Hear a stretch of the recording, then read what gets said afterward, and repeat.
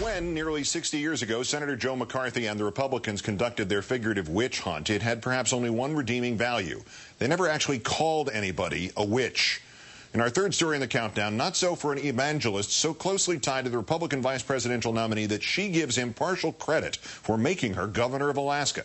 The Times of London reporting today that Pastor Thomas Muthee not only began his career by literally persecuting a woman in a Kenyan village as literally a witch, but that he boasted about it. And Governor Palin's church in Alaska boasted about it, too. The details in a moment. First, a refresher on the governor's reference to him in her testimony in church this June. We forgot to talk about Pastor Muthee. Yeah, as I was mayor and Pastor Muthee was here and he was praying over me, and you know how he speaks. And he's so bold. He's praying, Lord, make a way, Lord, make a way. And I'm thinking, this guy is really bold. He doesn't even know what I'm going to do. He doesn't know what my plans are. And he's praying not, oh, Lord, if it be your will, may she become governor or whatever. No, he just prayed for it. He said, Lord, make a way and let her do this next step. And that's exactly what happened. So, again, very, very powerful coming from this church. So that was awesome about Pastor Muthee.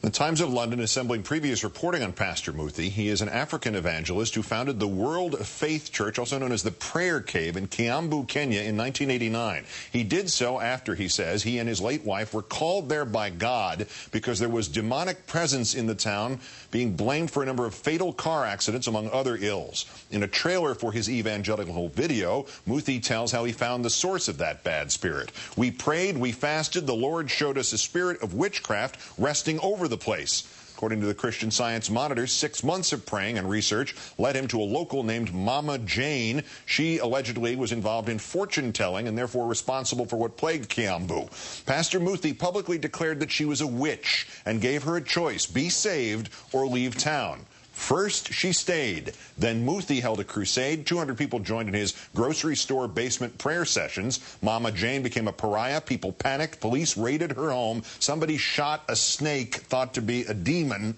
After she was questioned and released, Pastor Muthee's witch is said to have left town. According to the Times of London, Muthee still refers to this witch hunt in his sermons, 10 of which were delivered at the Wasilla Assembly of God in the fall of 2005, during the time Sarah Palin was preparing to run for governor of Alaska. Shannon Moore is a radio journalist in that state. She joins us once again from Anchorage. Good evening. Thank you for your time tonight. Hi, Keith. This is starting to sound startling enough to be terrifying. Is this pastor's witch hunting history common knowledge in Alaska? No, it's not. I think, we're known for our hunting up here, but witches hasn't been part of the conversation to date. And I think this information actually has surprised a lot of Alaskans, as has many of the stories that have come out on Sarah Palin since she was nominated by John McCain. Well, just within her own religious parameters, the governor's own churches and her beliefs and the people that she believes with, would witch hunting be too much? I mean, would members of her church say, hell no, we don't condone witch hunts, or people who've conducted them? Or not out of airplanes. Yeah. I think that this church in particular, and I think all evangelical churches have their own space, and I don't know about any others, but certainly her church believes in quite a few things that seem sort of outside the realms for most of us, speaking in tongues. Certainly the whole idea that Alaska is going to be the last day's refuge for so many, that hundreds of thousands of people are going to come to Alaska for the tribulation period as part of their whole platform. And, they may be coming now that they know we get dividend checks, but I don't think that this last days idea is it's certainly not the view of many Alaskans. All right, but even all that you mentioned there, every part of the other things about this church in particular, that's one set of stuff.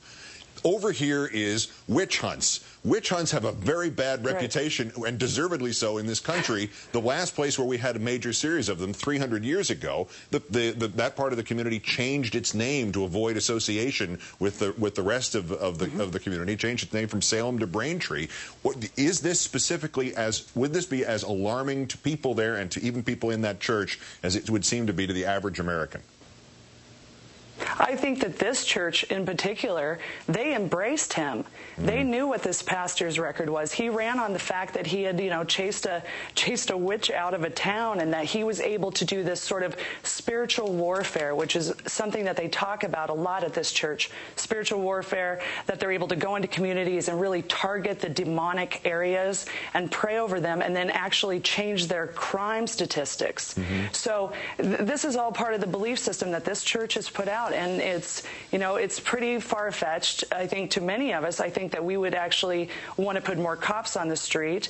I think that the rapture is an environmental policy for many people, but certainly to this church it is. But I also forgot to mention that Pastor Muthee claimed that after the demon was forced out of this town in Kenya, most of the bars closed too. So, but I suggested earlier that he, at first blush anyway, makes Jeremiah Wright look like Father Flanagan from Boys Town.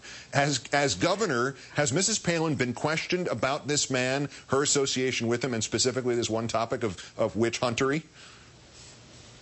No, I don't think so. I haven't heard people ask her this. Certainly people's right to whatever church, as bizarre as it may be, if they're selling rapture insurance or whatever, hasn't really been, that's not really part of the fray here. We try to stay on policy because people's private lives are so important to all of us. But in this case, I think that in hindsight, we should have asked her about her church more, because she does have a real fuzzy line between the separation of church and state when it has come to her governorship and her policies here. And we're not talking about something ancient. Just that tape that we saw earlier is this year, this June. Right, this June, a couple months ago. Yeah, and she's talking about the fact that he laid hands on her, and how that really is how she's given a lot of credit to becoming governor to this pastor who's a witch hunter. And you look at this and you wonder, are we going to go from waterboarding to just throwing people in ponds and seeing if they float or not? It's really a stretch for a lot of people, and it's even weird for Alaskans, I assure you. There you go. I guess that's the question, the answer I was looking for. Somebody turned me into a newt. Shannon Moore, a radio journalist, joining us once again from Alaska with our great thanks. Have a good weekend. Thank you so much.